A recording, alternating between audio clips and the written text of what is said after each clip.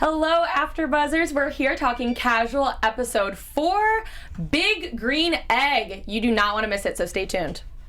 You're tuning into the destination for TV superfan discussion, AfterBuzz TV. And now, let the buzz begin.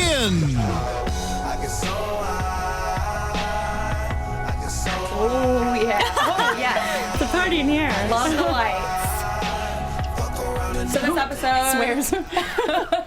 Love this episode. Yeah, it's so good. It gets better every week. And I'm obsessed with Tommy Dewey. I know. I feel like, but like, who is He it? had such a good episode. He's by far my favorite of the 3. Oh yeah, For me sure. too. All right, everyone. Thank you for watching another casual after show. I cannot speak. It is episode 4. I am your host, Abby Vega. You can find me on Twitter and Instagram at _Abby Vega. And we got all ladies tonight. Where can they find you? Hi guys, my name is Quinn Scillian, and you can find me on Twitter at Quinn Scillian. Hey guys, I'm Renee Ariel, and you can find me on Twitter and on Instagram at Renee Ariel. All right, let's dive right into it. Let's maybe talk about Laura first, because I think she was kind of the least in the episode. Mm-hmm. I don't know. So it starts off and they are in class, and this class is ridiculous. They're totally messing with the teacher, and they're talking about triggers. What were your overall thoughts about this little scene?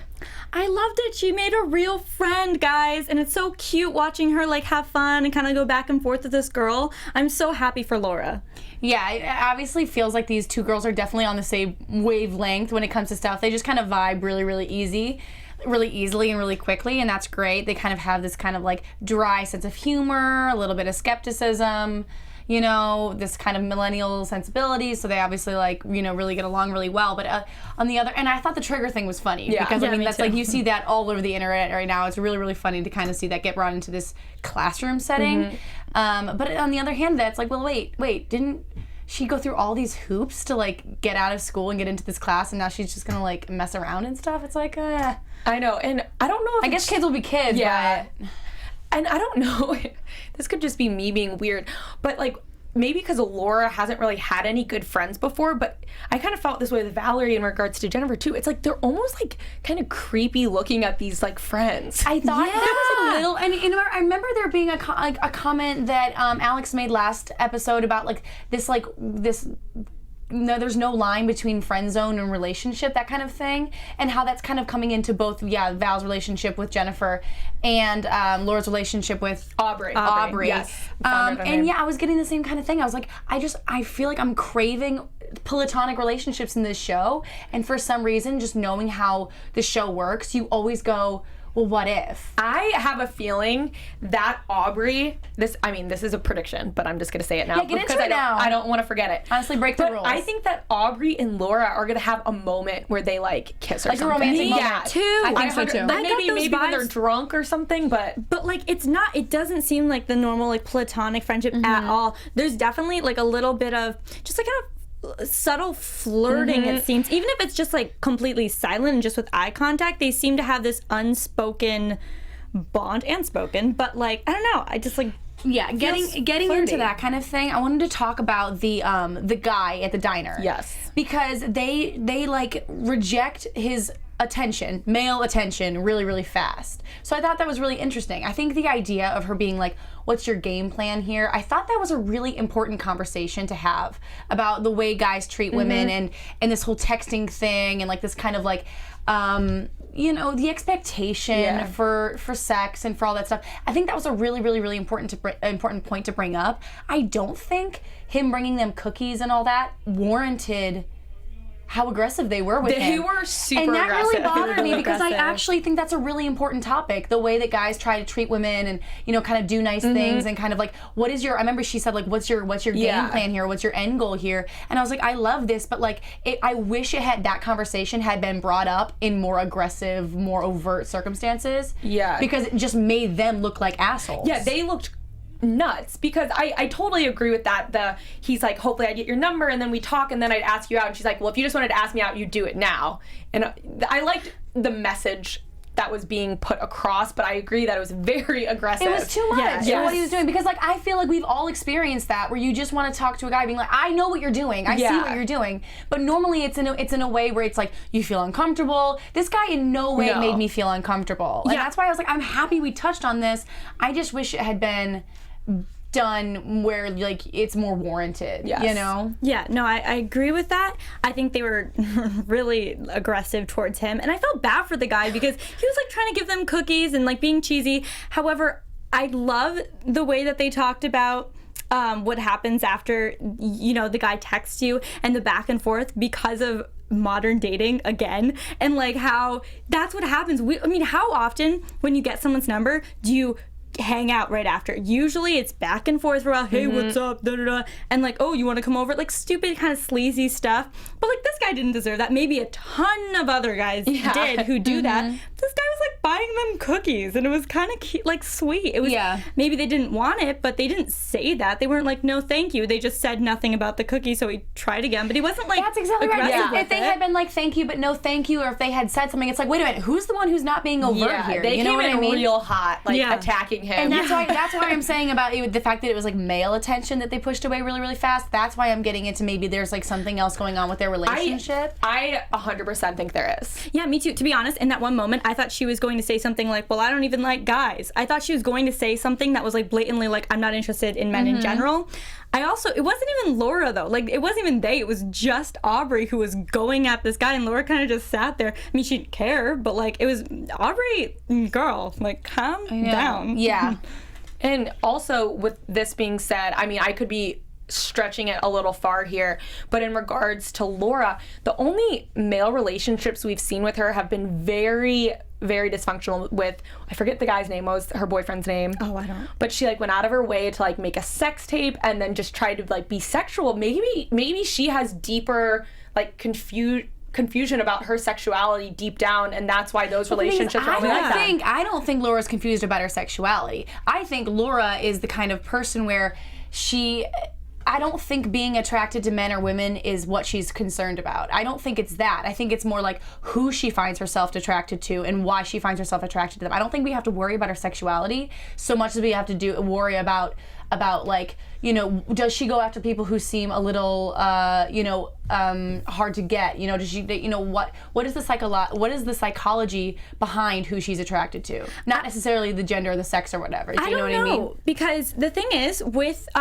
even like, again, with her like weird kind of sexual experiences beforehand, but it seemed very like there wasn't emotion behind it. She seemed very bland, very Laura that we see in defense mode. This is the first time we're seeing kind of like tension with someone who she's vulnerable with. That's why I think it kind of brings sexuality into play, because even when we had that boyfriend, I didn't see much of a connection. I just don't really see Laura being the kind of character who's gonna hum and haw over her sexuality. I just don't. I don't think it'll be like am I just into girls? I don't think it's going to be this whole thing because it doesn't need to be. I just think that this is going to possibly blossom into something, and it's going to be a big deal because this is probably the first time she's maybe felt feelings for a girl. Yeah, we'll have to see. I mean, we could be wrong altogether. We might just be looking way too much into it. I don't see her being like a character that's like, it's like a huge issue about it, but I don't know. Guess we'll see. Yeah. That was more of a prediction. And I guess, so then it ends with Laura. I put my last comment about Laura for this episode was things are looking up for her. That's what she I said seemed too. so freaking happy. Finally seems at peace was my last note with Laura. Because she was high. Of course she was at peace. But that whole time. She just seemed so happy this episode. Happy. And so, obviously it ends. Aubrey kind of gives her a ride home. They get high. And she just looked content on that couch. So happy. Vaping. How happy So on that LA. couch did she look? You're driving home in LA traffic, you look over, if you don't see someone vaping, that's a bigger shock. That is a It made shock. me so happy inside. Yeah. I love that Laura's finally like at peace. And speaking of with that piece too, also seems like Val's kind of going down that path too. So let's just dive great into episode Val. for Val. Yeah, I know, it was just a happy episode. We gotta win. We got to win for Val. Okay, so it starts off with Val eating with Jennifer at work, and I thought, okay, this is good steps for her. The sushi box. The sugarfish. I think that is was that what it is? Sugarfish. Yeah, the fancy one. We kind of guessed that we didn't think it was maybe going to be a real friendship. And this, I saw this and I go, okay, they're working next door to each other. Of course, they're going to have lunch, a little casual. But then Jennifer opens up. Casual, no pun intended. I can't not hear it when we say it. Yeah. So then she invites her to game night. And but talks about the whole setup thing was pretty funny. That was so uncomfortable. I loved it. But it was such a really human moment where she's like, really was. "I'm sorry, I just don't care," and they kept being And like, they're like, because that was I was annoyed for Val because Me too. So For once. so Jennifer talks about what's the guy's name, Harry.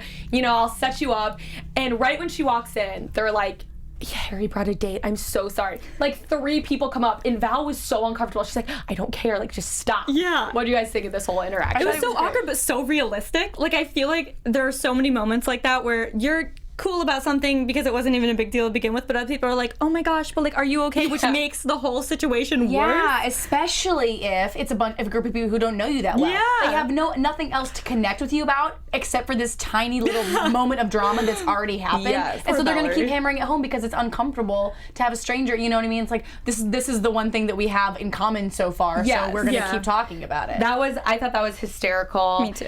And I thought it was kind of weird even that Jennifer would have gone out of her way to tell everyone that she was setting Harry up with. I thought that was kind of weird. I'm like, why did Jennifer tell all these people about that that? might come back around. Deal. We might see Harry. more of that happen where Val goes, oh wait, Jennifer told you this intimate thing about me. You know what I mean? Like I could see that coming back around. Yeah, I thought that was actually going to be a bigger issue. I thought that was going to be brought up. I thought Val was going to be like, why were you telling all these people about trying to set me up? It didn't, but it might come back. To be honest, I think Jennifer is trying to like fix Valerie. I think we're seeing it in small portions where she's trying to like help her out. Like, oh, I'll find you a guy. Oh, come meet my friends.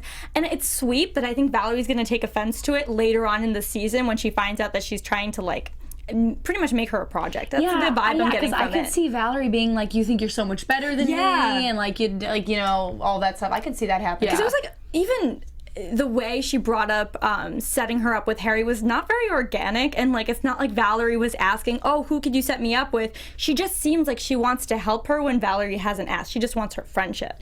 Yeah, because right now I like Jennifer. I'm not getting any like bad intent from Jennifer, but I think something's gonna go down. Something's gonna go down with them, that it's not gonna work out. You know, one thing that I totally thought, so Harry's date, they were playing charades or something. I don't know what game they were playing, but that poor date, she was awkward, and it was.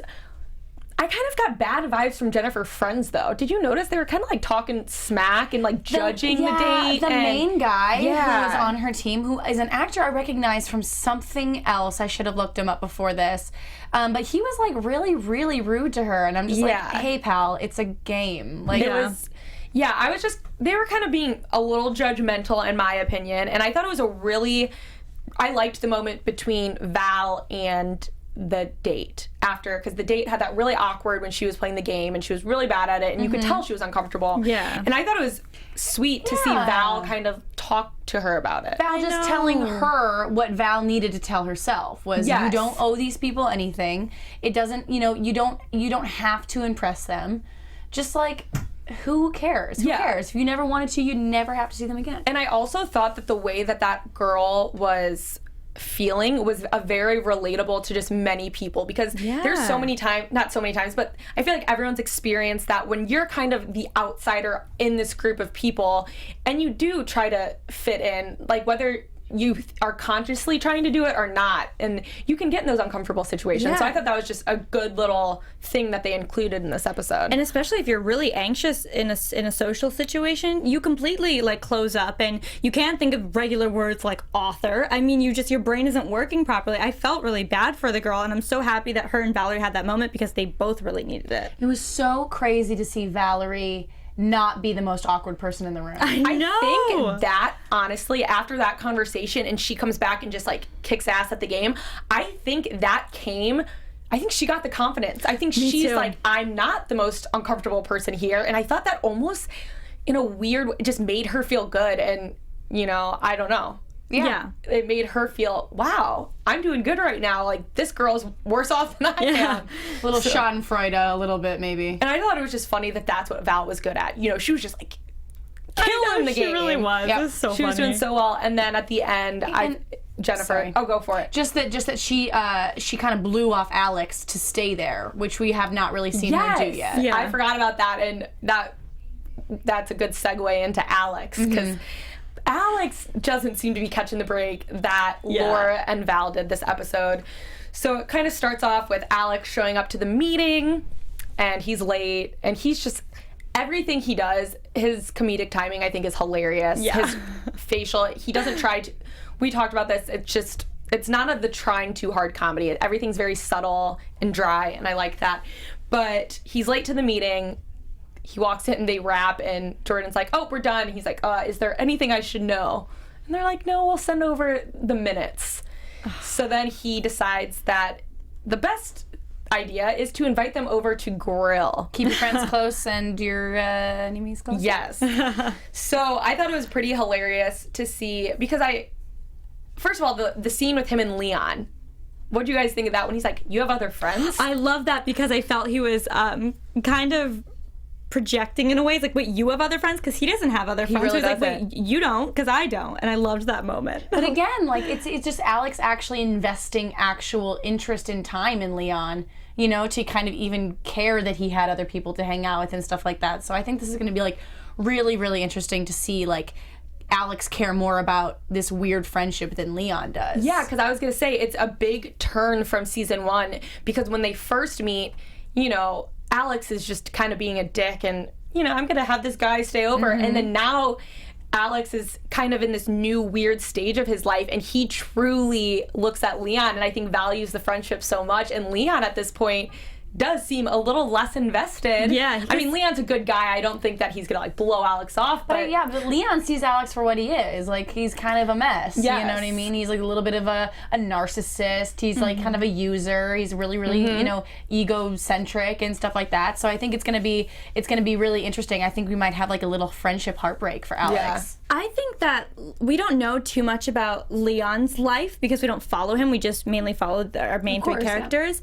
And I think when we first met Leon, he was going through a rough time that we didn't know too much about. And then now I think he's doing great and things are awesome for him. So he's not overthinking about Alex or what's going on with him. Or it's just he's living his life. I don't even think it's an issue. But I think since Alex doesn't have friends, he takes it to heart. And he's like, oh, but I thought I was your only friend. Because when you don't have more distractions in life, I guess, or are busy, you get to tunnel vision. And also, like, for a while, Leon would drop everything to go hang out with Alex. So, of course, it never seemed like he had any other friends. yeah, I was just about to say that I think it's good for Alex to see that Leon isn't always at his beck and call. I think that Alex kind of is expecting that Leon will be there at the drop of a hat, and I think he's going to slowly learn, you know, I'm going to have to fully give as much as I want to receive in this friendship. Yep. So I'm really excited to see that friendship throughout the season. Me too. It's always been. You always get what you give. Yeah. Don't look back, don't have the music in you. I don't know the words. But Why would I even start singing that if I didn't know? It's okay.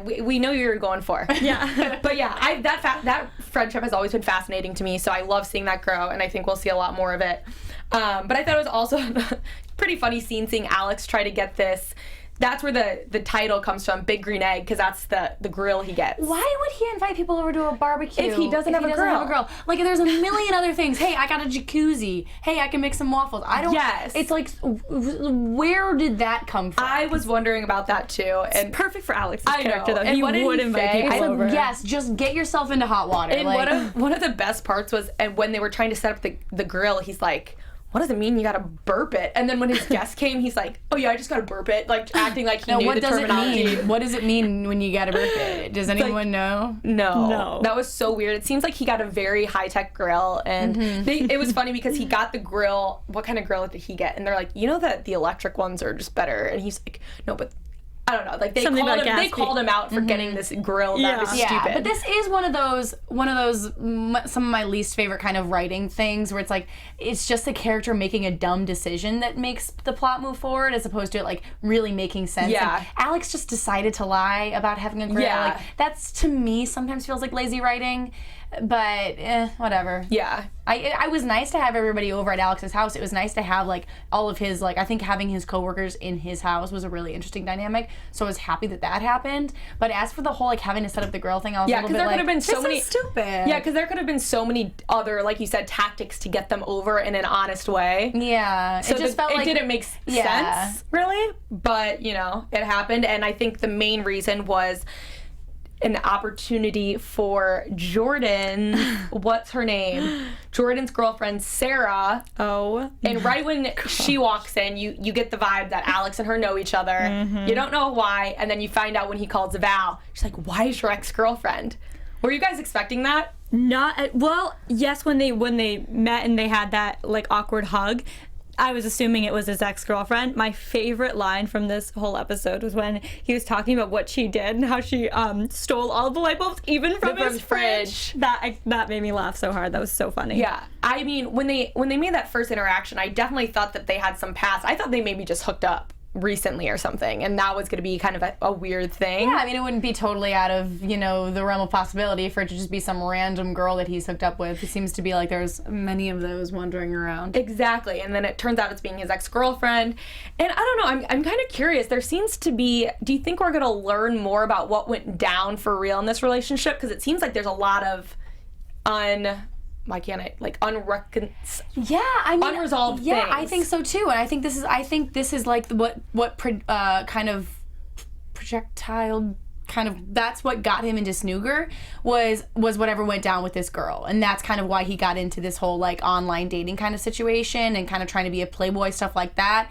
He's probably gonna say like she broke his heart or something. I don't know. I really feel like whatever happened in this relationship, I think it was gonna be Alex's fault, no matter what it was. Yeah, I know, he just doesn't have a very good he's not very self-aware about that kind of stuff. Exactly, and it was kind of unclear to what really happened by their conversation, because they seem to have very different ideas of what went down and all of that stuff. And I thought it was really hilarious because they made the reference about how she stole the light bulbs, and then that chandelier shot, and he like eyeballs how one chandelier, and he straight up asked her, he goes, did you unscrew the light bulb in my chandelier? Yeah, but like what if she did, though? I know. I was wondering, do you think she did? I kind of feel like she did. I feel like she just to like mess with Yeah. them. That's what I was thinking, because it was so funny. He looked like he was like super disturbed by that. He was like, oh my gosh, the light bulb. So I thought that was so funny. And I also wrote down, I don't know, I could be totally wrong, and I probably am, but if you think that there's a little something still between them. Oh, yeah, they're probably going to hook up. That's what I was thinking, and it could be a big issue with Jordan. Yeah, I think it's more so just like sexual tension, though. I don't think there's any feeling still, aside from insecurity on Alex's side. I think she's a little cray, to be honest. So I think they'll maybe like hook up, and she'll be like, oh yeah, so like we're good now, and he'll be like, no. That's what I would think would happen, because I don't think he's emotionally invested in her. And also, like, Pete Campbell, I don't know his name. I'm Jordan. Pete Campbell really seems like, he's a schmuck. Like, you know, like, there's no way this guy isn't going to get cheated on. You can just kind of tell. Like, Side note, trying to get him on the show, on our after show. So fingers crossed. We might have him. We might have Jordan I'll have to refrain from wanting to ask all the Mad Men questions. Yeah. So we might have him, but I think that about covers it. Yeah. So how about we dive into predictions, even though we've already done a couple. But prediction time. And now, your AFTERBUZZ TV predictions. What do you all think? I definitely think Aubrey and Laura are going to have a moment. Something's going to happen between them. And then probably just the prediction I made a little bit ago with Alex and Sarah. I do think they'll hook up, and Sarah will get kind of crazy because she'll want it to be something more, and he's going to be like, no. But those are the only predictions I have so far. I could kind of see, I don't know, I kind of thought we might see the kind of asshole guy who was really mean to Laura? No, the guy who was really mean to the girl when they were playing the game, when Valerie was playing the game. Oh, yeah. I could kind of see him coming back in some kind of maybe more significant way. It seemed like they kind of had like a bond, but they didn't really have a conversation, so maybe that won't happen. I do think we are going to have a conversation between Jennifer and Val, where Val's just like, you know, why are you keep overstepping these boundaries? And Jennifer's going to be like, because you're pathetic. Do you know what I mean? Like, I feel like we might have a conversation, like a big blow up thing like that. So that'll be really, really interesting to see. And yeah, I think that's, other than that, the predictions have pretty much been. Yeah, I was gonna say, I definitely think that there's gonna be some sort of issue between Jennifer and Val eventually. And I don't know, it's not a prediction, but I'm just I don't know. I love. Oh, we didn't touch on the fact that Drew wants to buy the house. Okay, Oh, yes. yeah. We should probably quickly touch Yeah. So Drew. Sorry, this is not a prediction. We're done with predictions. I don't really have one. Okay. Sorry. So yeah. So I forgot about that. So Drew, and that's kind of what triggered Val to go to the party. Drew is kind of in the talks about wanting to have a baby with his girlfriend. Have we met her? No. Yeah. Oh, we have? Yeah, At the she came birthday? over Thanksgiving. Thanksgiving. Okay. That's Yeah. right. So what are your guys' thoughts on that?